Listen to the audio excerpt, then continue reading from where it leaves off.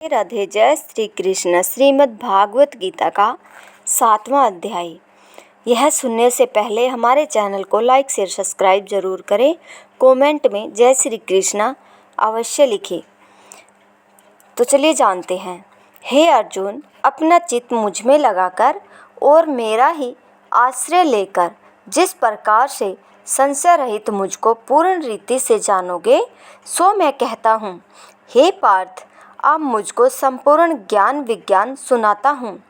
इससे जानकर फिर कुछ जानना नहीं रहता। हजारों मनुष्यों में कोई एक ऐसा होता है जो आत्मज्ञान जानने के लिए यत्न करता है, और इस यत्न करने वाले में भी कोई ही मुझको भली भांति जानता है। पृथ्वी, जल, तेज, वायु, आकाश, मन, बुद्धि और अहंकार, ये 8 प्रकार की विभिन्न प्रकृति है। ये जो 8 प्रकार की प्रकृति है, इन्हें अपरा प्रकृति कहते हैं। इसे अन्य जीव को भूत प्रकृति अथवा परा प्रकृति कहते हैं। इस बात को भली भांति जानो। हे महाबाहो, इस परा प्रकृति से यह जगत धारण किया गया है। हे कुंती पुत्र, संपूर्ण प्राणी मात्र मेरी इस दोनों प्रकृतियों से उत्पन्न होते हैं। इस बात को अच्छी तरह जाने कि मैं इस संपूर्ण जगत को उत्पन्न, पालन और नाश करने वाला हूँ। कमेंट में जय श्री कृष्ण अवश्य लिखे।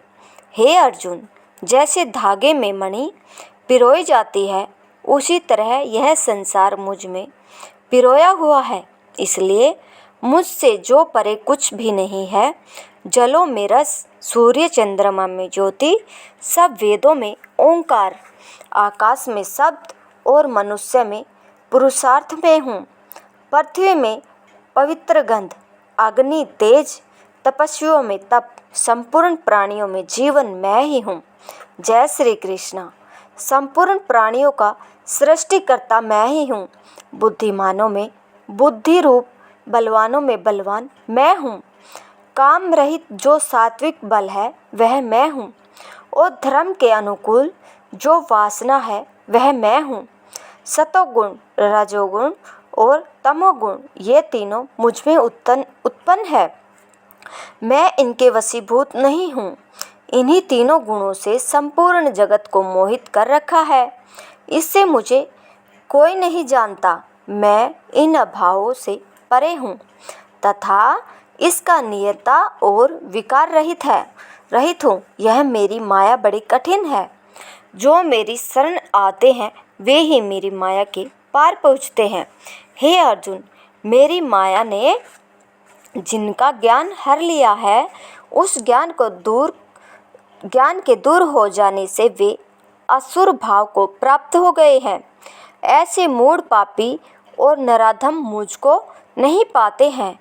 हे धनंजय, रोगी, पीड़ित, आत्मज्ञान को जानने की इच्छा करने वाला, ऐकिक या पारलौकिक भोग भोगने वाला और अज्ञानी, ये 4 प्रकार के मनुष्य पहले जन्म के पूर्ण उदय होने पर मुझे भजते हैं। जय श्री कृष्ण। इन 4 प्रकार के पुरुषों में ज्ञानी श्रेष्ठ है, क्योंकि वह सदा हम में युक्त रहता है। इससे ज्ञानी हमको प्यारा है, और मैं ज्ञानी को बहुत प्रिय हूँ। हे अर्जुन, बहुत जन्म तक ज्ञान संचित करता हुआ जो इस संपूर्ण जगत को वासुदेव जानकर मेरा स्मरण करता रहता है, वह महात्मा दुर्लभ है। अपनी अपनी प्रवृत्ति के अनुसार मनुष्य धन, जन, स्त्री, पुत्र आदि के लोभ के वशीभूत होकर उन वासनाओं के ज्ञान में डूब उन फलों की चाहना में मोहित मूढ़ प्राणी मुझको अजन्मा अविनाशी नहीं जानते हैं। जय श्री कृष्ण। मैं भूत, वर्तमान और भविष्यत, इन तीनों काल में उत्पन्न हुए सभी प्राणियों को जानता हूँ, और मुझको तू ही जानता है और कोई नहीं जानता। हे अर्जुन, इस संसार में आकर प्राणी मुग्ध हो जाते हैं और मार्गों में फंस जाते हैं। इच्छा द्वेष से उत्पन्न जो फल प्राप्त करते हैं, उनके फल शीघ्र ही नष्ट हो जाते हैं। जय श्री कृष्ण। और जो मेरा भजन पूजन करते हैं वे हमें मिलते हैं। मैं विनाश रहित सर्वोत्तम और परम स्वरूप हूँ। इसलिए जो बुद्धिहीन मुझको किसी से प्रकट हुआ जानते हैं और अन्य देवताओं की उपासना करते हैं उनको नाशवान फल मिलता है। जय श्री कृष्ण। मैं योग माया से आच्छादित हूँ, इसलिए सबके सामने प्रकाशित नहीं होता, केवल अपने भक्तों के ही सामने प्रत्यक्ष होता हूँ। जय श्री कृष्ण। और जो मेरी माया से अन्य देवताओं की पूजा करते हैं उन पुरुषों की श्रद्धा को मैं दृढ़ता देता हूँ, जिससे वे मुझे भूल जाते हैं। ऐसा मनुष्य उन्हीं देवताओं में श्रद्धा रखकर उनकी आराधना करता है और उन्हीं देवताओं से अपने मनोवांछित फलों को पाता है।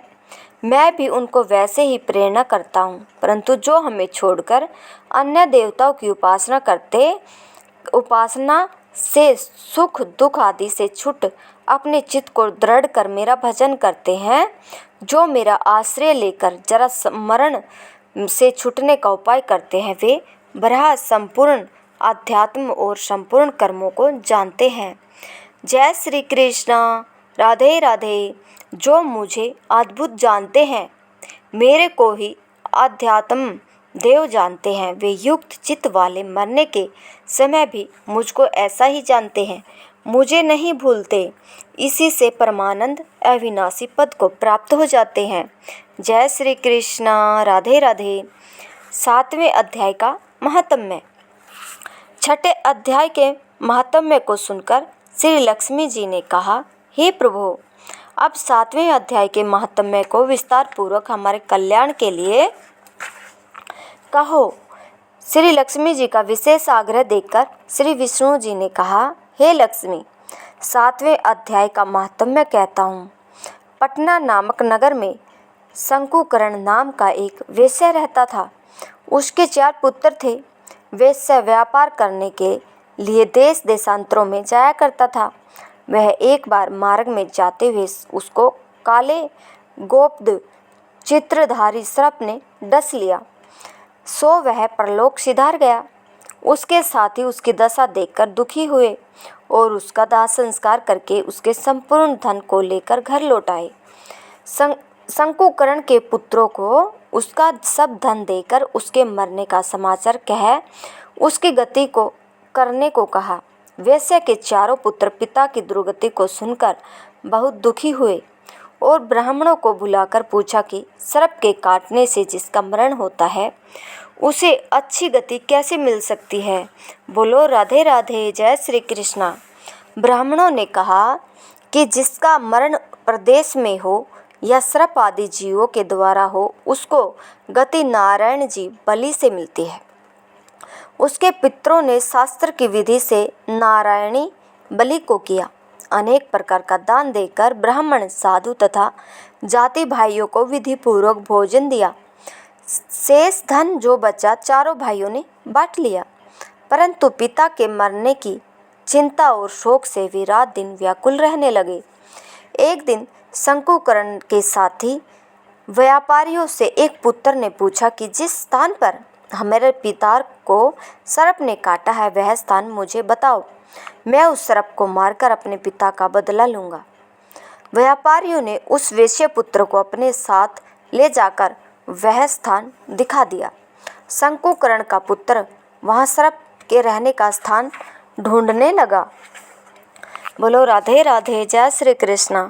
समीप में एक बांबी को देखकर कुदाली को खोदने लगा। तब उसमें से एक बड़ा विषधर सर्प निकला और पूछा, तू कौन है, मेरा स्थान क्यों खोदता है। तब उस वेश्या पुत्र ने कहा, मैं शंकुकरण का पुत्र हूँ। जिस सर्प ने मेरे पिता को काटा है उसको मारूंगा। तब सर्प ने कहा, हे पुत्र, मैं शंकुकरण हूँ, मुझे मत मार। अब तू घर जाकर मुझे इस अधम गति को छुड़ाने का उपाय कर। मेरे पूर्व जन्म के संस्कार से यह दशा हुई है। पुत्र ने अपने पिता के वचन सुनकर कहा, पिताजी, जो उपाय कहो सो तुम्हारी गति के लिए करे। बोलो राधे राधे, जय श्री कृष्णा। सर्प ने कहा, हे पुत्र, किसी गीता पाठ करने वाले ब्राह्मण को घर बुलाकर भोजन वस्त्र आदि से प्रसन्न करके उसे गीता के 7वें अध्याय के महात्म्य का फल मेरे वास्ते दिलाओ तो मेरा उद्धार हो। वेश्य पुत्र पिता से विदा होकर अपने घर लौट आया और सब समाचार अपनी स्त्री को कह सुनाया। वेश्य पुत्र की स्त्री ने कहा, जिस प्रकार गति हो वही उपाय करो। वेश्य पुत्र ने नगर भर में गीता पाठ करने वाले ब्राह्मणों को बुलाकर गीता के 7वें अध्याय का पाठ करा के ब्राह्मणों को भोजन वस्त्र दक्षिणा देकर आशीर्वाद लिया और 7वें अध्याय के महात्म्य का फल लेकर पिता को दिया। बोलो राधे राधे, जय श्री कृष्णा। उसे शंकुकर्ण सर्प की गति से छूट गया, दिव्य शरीर मिला और वह विमान पर चढ़कर देवताओं के सामने अपने पुत्र को धन्यवाद देता वैकुंठ धाम को गया। बोलो राधे राधे, जय श्री कृष्ण। विष्णु ने कहा, हे लक्ष्मी, इस 7वें अध्याय के महात्म्य को जो पढ़ेगा और सुनेगा वह सद्गति को प्राप्त होगा। बोलो राधे राधे, जय श्री कृष्णा। वीडियो को ज़्यादा से ज़्यादा शेयर करें और इस कमेंट में राधे राधे, जय श्री कृष्ण अवश्य लिखें।